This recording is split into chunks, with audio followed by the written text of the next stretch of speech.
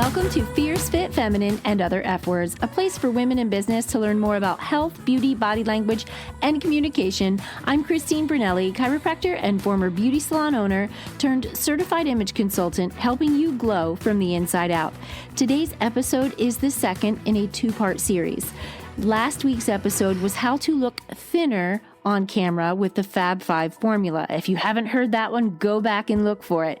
This episode is how to look youthful on camera or more youthful on camera with these 5 tips naturally. I did an episode way back in episode 126. It is this year. If you go back, it's 5 tips of how to look younger on camera for midlife women. It covers different things than what I'm going to cover today. So you can take today's episode and then go back and listen to episode 126. And with all of that information, you're going to be able to apply all of it and start looking younger. Are you ready for today's 5 tips? Let's dive in. I have found 3 schools of thought when it comes to aging. The first school of thought is age happens. Let it happen. Embrace it. Age gracefully. Don't worry about the wrinkles. Don't worry about any of it. That's one school of thought. The other school of thought is do all the things. Do the injectables. Do the fillers. Do, lip filler, Botox, and then get a facelift if you need to. Do threading for your cheekbones. There's so many different things you can do. There's that extreme. And then there's the person in the middle who's like, I'm going to kind of age gracefully, but I'm going to do a few things in there too. And I am not going to suggest what you do.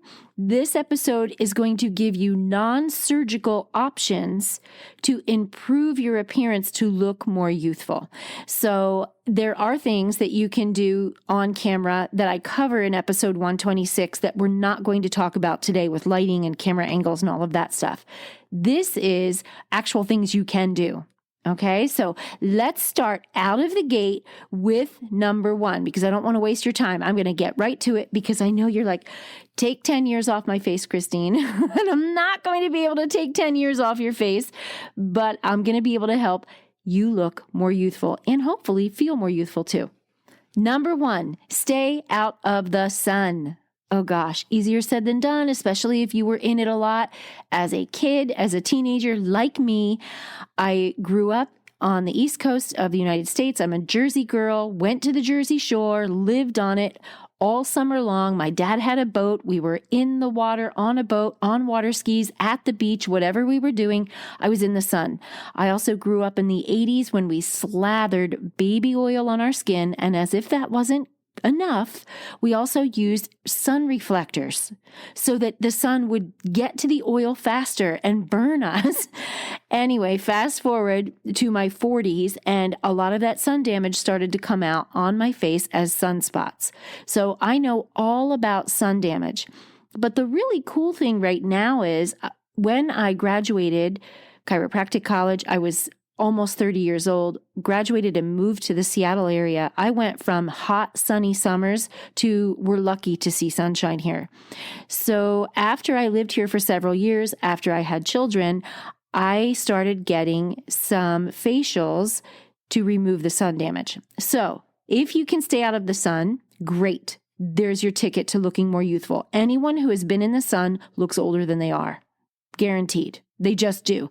They look great before they have wrinkles. It's after they have wrinkles. You really start to see it and you know what I'm talking about.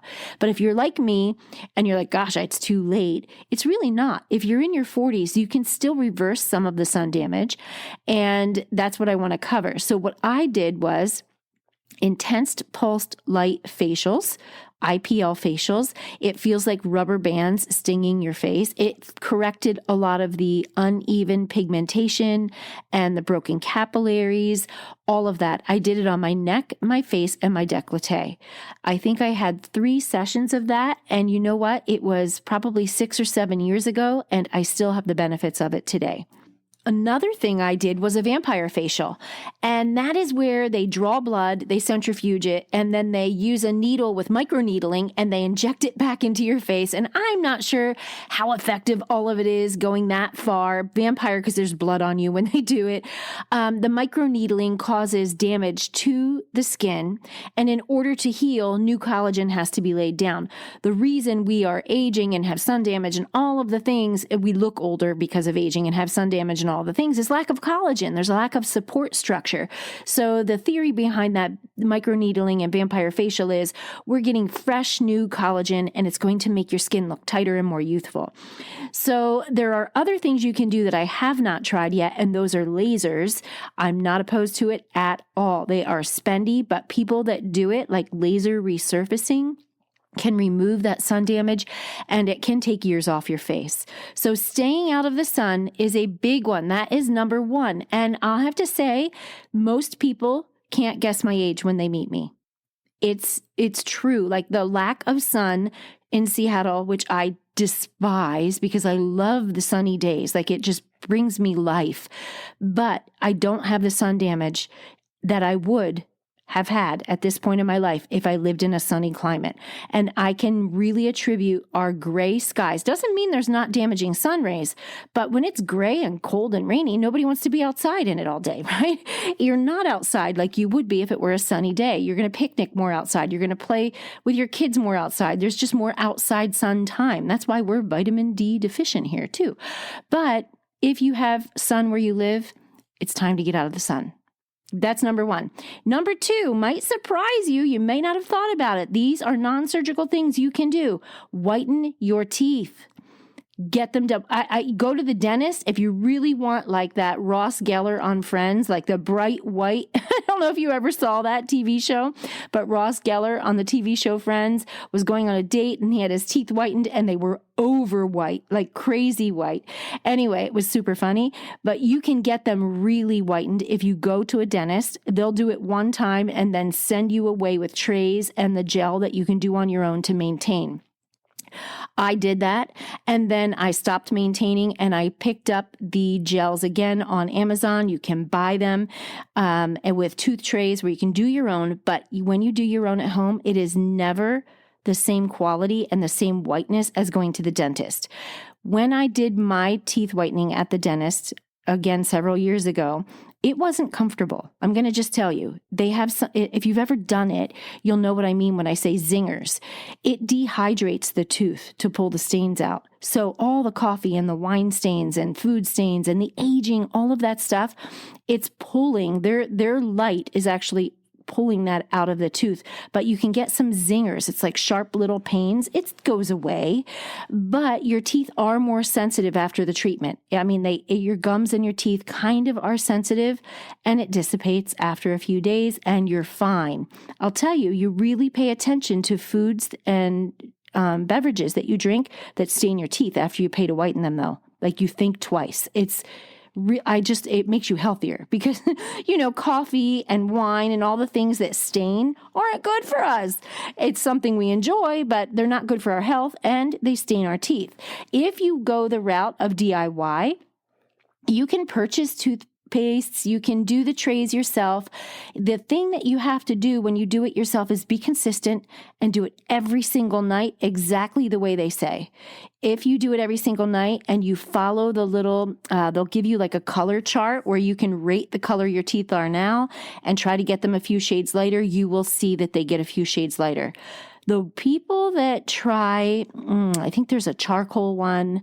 There's a couple of them on Amazon and other places you can order that are they were trending on TikTok. And I read a lot of reviews about it and people were saying, you know what, it worked, but within 2 days, my teeth were back. I don't know what kind of voodoo this is, but it doesn't work long term. If you have a different experience with that, I would love to hear it because I don't try every single product. I just read about them because I'm interested. But whitening your teeth will make you look younger. If you ever notice, most older people, older, 80 and above, their teeth are kind of yellow, right? If you want to look youthful on camera, white teeth, my girl. You don't need a filter, just whiten them. You want them white in person too, right? That's number two. All right, we're going fast. Number 3, I'm never going to leave this out, but I'm adding to it. You have to hydrate with pure water and moisturize. Dry skin looks old. Dry, sun-damaged skin looks way old, right? So you can hydrate your skin with pure water, tons of it. If you're not drinking pure water, if you're drinking carbonated water, it's better than nothing, but pure water is what your body really wants. And you are hydrating from behind. So it's giving all the water molecules and the cells in the skin, they're doing the happy dance when you drink pure water, and it shows on the other side. But then we need to also create like moisture on the skin side that we see in the mirror. So you want to use a moisturizer with hyaluronic acids, vitamin C, all the good things to give your skin what it needs and wants on the surface. It can be a protector because it might have SPF in it if you want, but it should have other things in there like an emollient and things that your skin just goes, ah. Also, if you wear makeup, moisturize like crazy before you put your makeup on. It's going to help your makeup adhere better, but also not settle into your fine lines and wrinkles. So you want to hydrate and moisturize. All right, that's the first 3. I'm flying here. Number 4, speaking of makeup, use less. I know it sounds counterintuitive. We're aging and we're trying to use more. When I say use less, I mean don't go super heavy around the eyes and the lips. And if you've tried it, then you already see it. When you see how it looks when you use too much makeup and then reapply makeup with less, you can't unsee how much more youthful you look with less. And I'll give you an example. In the 80s, if you're midlife, you can relate to the 80s probably. In the 80s and early 90s, we used a heavy eyeliner. Like we tight lined the waterline with eyeliner. We mascara top and bottom. We used lots of color. All of that ages us when we do it in midlife and older. We need to use less eye makeup to look more youthful. I used to do all of those things and I love all of those things. And I get kind of jealous. I'm not going to lie. When I see young girls, I love makeup. So when I see like a gorgeous smoky eye with a winged eyeliner and gorgeous lashes and brows and lower lashes like long and wispy with mascara, I'm like, oh my gosh, I love that. But if I put it on my eye that I'm in my 50s, it doesn't look the same. Today, I have microbladed eyebrows, which are shaped and tinted. I have eyelash extensions, so I don't have to do mascara, but my lashes are always done.